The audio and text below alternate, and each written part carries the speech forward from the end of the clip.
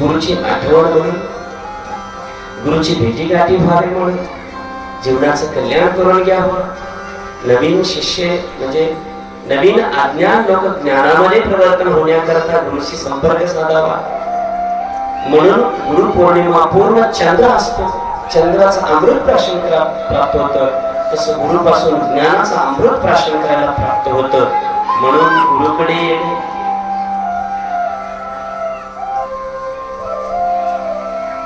ते शेतकरी खरा, शेतकरीचा होता ते शेतकरी खरा, जमीन सुपीक करून बी पेरला जातो. बरोबर आहे. तणकटाच्या साथ मध्ये जर बी पेरलं जातं तर बी वापरण्याच्या अगोदर तणकट वापरून बसतं. माझ्या शेतकरी कसा आहे ही ओळखावं की हा तणकटात बी पेरणारा आहे शेतकरी आळशी आहे का पूर्ण जमीन सुपीक करून पेरला जातो, पेरतो आणि परत त्या तणकट त्या पिकाच्या भोवताली तणाची काळी राहू देत नाही. असा सुपीक शेतकरी आहे का? अनुभवी शेतकरी आहे का? असाही विचार नवीन येणाऱ्या शिष्यांनी करावी की कुठं कमी पडले, कोणी कमी पडले, शेतकरी कमी पडला का जमीन ही कमी पडली का बी भाजलेलं आहे, भाजलेले बी बी वापरत नाही. लक्षात असू द्या, ज्याचा विश्वास गुरुवर नाही, एक बाळ काय गॅरंटी किंवा कुणाच्या सांगण्यामुळं किंवा जीवाला गुरुच पाहिजे, गुरु करून घ्यावा, कसला असला गुरु असावा, अनुग्रह घेतलेला आहे पण त्याचा विश्वास दृढ नाहीये, त्याचं बी भाजले म्हणून समजून घ्या. बी म्हणजे ते बीज भाजलेले, ते त्या हृदयामध्ये ज्ञानाचा अंकुर कधीच प्रकट होणार नाही. काही आहे नाही असं नाही. आमच्याकडे रात्रंदिवस गुरुकडे असतात, रात्रंदिवस गुरु गुरु करतात. गुरु तर हसवत बी करते माझ्या बाप. याचा उद्धार होतोय का? हसवण्याचा उद्धार होतो. कटू पण सत्य वचन बोलावे.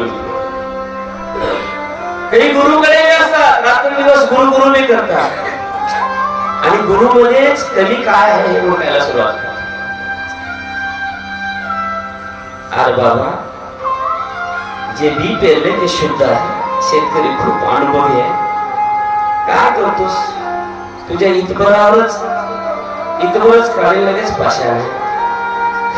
कधी कधी चिपळून चाललास तर कधी कधी वाळून भळ्या पडून चालले. शेतकरी त्यांना माहित आहे. बरोबर आहे का मी बोलले? याच्यात बियाचा बी दोष नाही, शेतकऱ्याचा बी दोष नाही. वरवर काळी आहे पण सफल नाही. समजून घ्या, तिथंही बी कधी प्रफुल्लित अवस्थेने येऊन रोपट्याला येईल किंवा राशीला येईल, त्याची तिची रास होईल किंवा रास लीला होईल असं कधीच नाही. लक्षात असू. म्हणून त्याला बी वाटावं माझी ही भूमी कशा पद्धतीने हृदयाची भूमी ठेवत आहे मी, गुरुकडे कसला विश्वास ठेवत आहे मी. गुरु कोणी सांगण्यामुळे ओळख नाही. गुरु असे आहेत, गुरु तसे तसा नका ओळखू. गुरु हो फलाने हो त्यांचा अनुभवावर ओळखले गुरुला की गुरु आपल्या अनुभवावर ओळखला जावा तेव्हा गुरु पचत असतो. माझ्या किंवा भावाने गुरु केला मी तिथं करावं, बहिणीने गुरु केली मी तिथं करावं, बायकोने गुरु केली मी तिथं करावं. आणि पण अनुभव आला काही बघ पहिलं आहे का अनुभव? एक गुरुचं खूप महात्म्य सांगतात. गुरु आमचे कसे, गुरु आमचे असे, गुरु आमचे तसे. बरोबर आहे, त्यांचा अनुभव आहे. तुझा आहे का? नाही.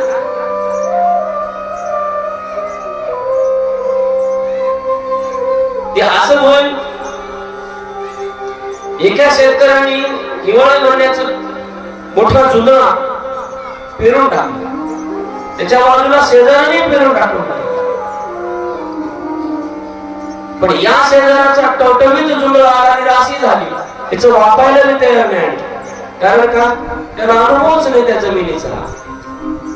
आणि ढेकळावर यायची जमीन आहे, ढेकळावरही रास होते याची. तुला भर ते भाव, भक्ती, प्रेम, जिव्हाळा हे आहे का? वीर खंडे का बघ, तुझ्या हिरीला पाणी आहे का नाही, पाजर आहे का नाही, बघ जरा बघ. बघ असं तर पेर नाही, शेजारी पेरला मग तू पेरून बी बुडवून घेऊ नको. असे बी बुडवे शिष्य खूप असतात, कळलं का? काही लोक अनुग्रह घेतले, पता सुद्धा नाही, मला ओळख सुद्धा नाही. 12 वर्षाला म्हणतात मला तुमचा अनुग्रह घेतो.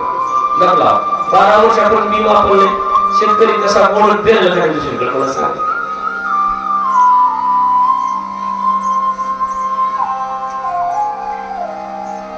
म्हणून गुरु ओळखावा ते आपल्या आपल्या होती.